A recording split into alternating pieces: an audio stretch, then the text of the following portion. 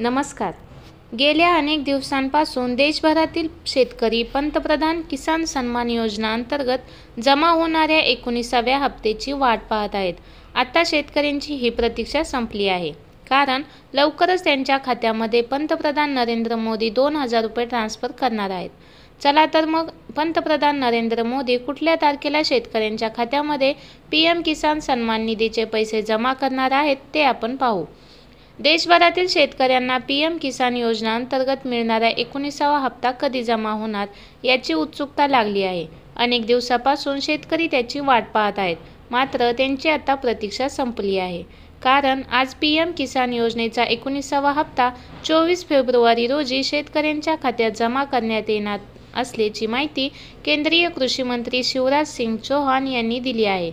पंतप्रधान नरेंद्र मोदी बिहारमधून शेतकऱ्यांच्या खात्यामध्ये 2,000 रुपये ट्रान्स्फर करणार आहेत.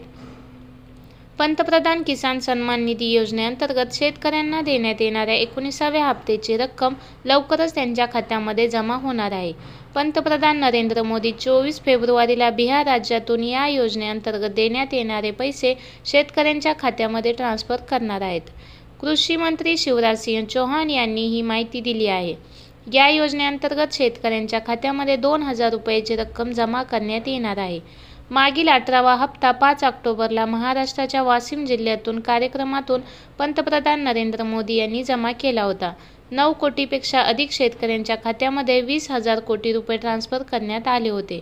बिहार राज्याची राजधानी असलेल्या पटनामधील कर्पूरी ठाकूर यांच्या 101व्या जयंतीनिमित्त आयोजित कार्यक्रमादरम्यान कृषी मंत्री शिवराज सिंह चौहान म्हणाले की मी बिहारचे कृषी मंत्री आणि मुख्यमंत्री यांचे अभिनंदन करतो.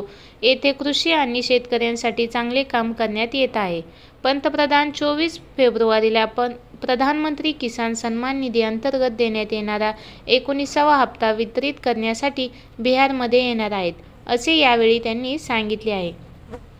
PM किसान योजनेचा ऑनलाईन अर्ज या पद्धतीने करावा. त्यासाठी PM किसान योजनेच्या अधिकृत वेबसाईटवर जा.